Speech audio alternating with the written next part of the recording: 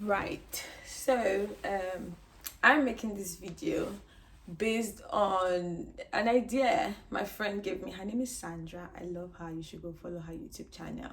Basically, I'm going to be talking about Plab 2 exams and what I did, the tips I have to give anyone to help you pass your exams. I scored the 16 over 16 in my Plab 2 exam.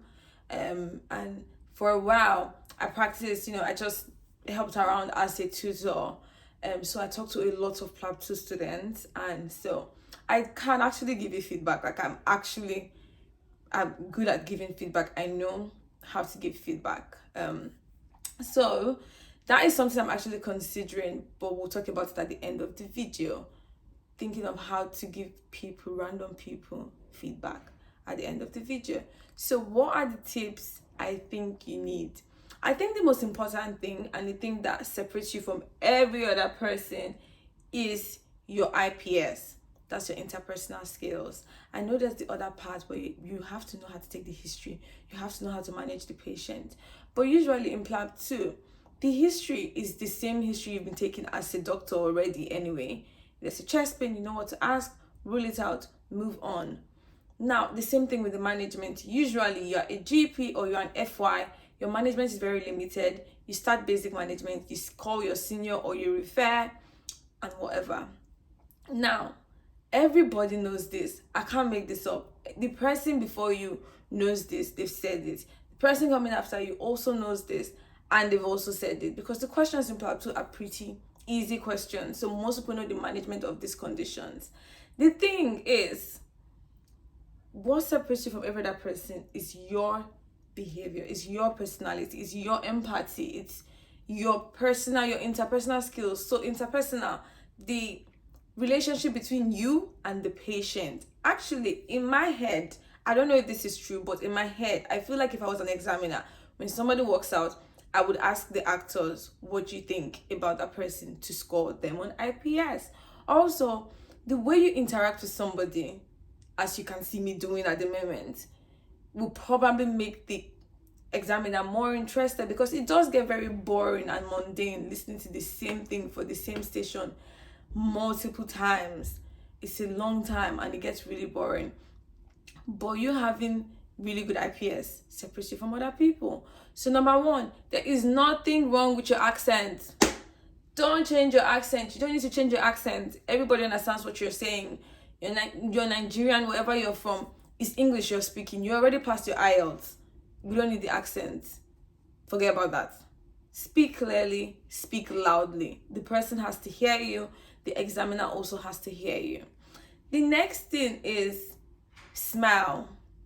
Like, you guys don't smile. I don't know. Like, if I'm talking to you like this and I'm keeping a straight face and I'm telling you this is what I need for you to pass the Plab exam, I can be giving you the information, but you're not going to turn around and say, oh, that's a nice person. But if I walked into a room and I'm like, hi, this is how I think you can pass your Plab exam, just me smiling and the way I've rephrased what I just said, at the end of the day, you're just going to be like, she's a nice person. I think she's a nice person.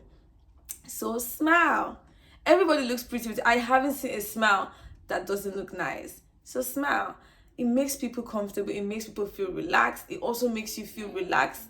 It also gives off the impression that you're relaxed and confident in what you're saying and you're not worried.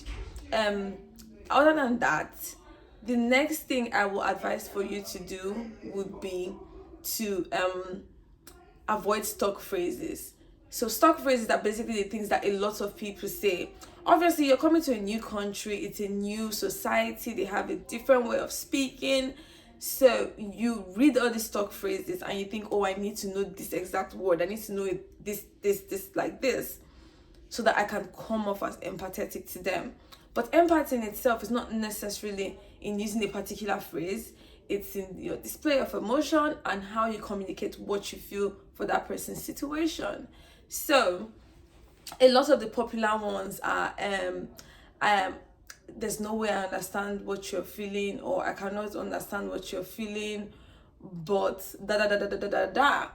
It doesn't even make sense and it doesn't even seem sincere. Like, the way I'm saying it doesn't even seem sincere. If I'm going to tell somebody about breast cancer, for example, people come in and then they're like, unfortunately, this is what the scan shows, but there are ways we can help you. I wouldn't want to be in your position right now, blah blah blah blah blah. Who says that? Nobody actually says that in real life. Nobody says that in real life. What I would say and what I said if I had that station, first of all, you can't smile in a Breaking Bad news station. Don't smile. Don't say, hey, he said you should smile, please. I will deny you. You can't smile. You have to be serious. And you also have to show a face of concern. So I would address it like that. I'll say, so I'm sorry, but I do have some bad news. Would you want someone here with you, or are you happy for me to go through this with you? And they're like, oh, okay, it's fine, I can have the news on my own. It's like, okay, that's fine. I can do that with you. If at any point you start to feel overwhelmed, please let me know, and I can stop and we can pick up the conversation another time. And then I just go ahead and tell them, I'm so sorry. From the biopsy you've done, it's shown that there is a cancer. Because if you say biopsy, it confirms a cancer. Biopsy confirms a cancer. So the biopsy has confirmed that you do have a cancer. I know that this is not the news you were expecting today, and I'm so sorry that you've got to get this news today. However, there are ways we can help you. But before we start to talk about that, can you tell me how you're feeling? Do you think you can continue this conversation right now? Do you need a break? Do you need some... If they're not crying, don't offer tissue. If they don't offer tissue, they're not crying. If they don't start to act overwhelmed, don't offer water. Do you get? So they start to get overwhelmed. You stop talking immediately. You apologize again. I'm so sorry you have to go through this. Would you like a glass of water? Would you like a break? They usually will not say they want a break because they know it's an exam. People are always so scared to offer people breaks. But they know it's an exam. They're not going to say, oh yeah, I want a break, and then your exam ends. They're not robotic. Do you get? That's how it goes. Just say it the way you feel it. I'm sorry you have to go through this.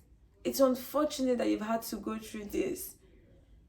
This is a difficult situation you've been in. This is a sad situation. Don't think about the biggest words.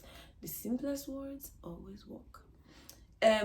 It depends on the station. Sometimes, if the patient says something funny, smile.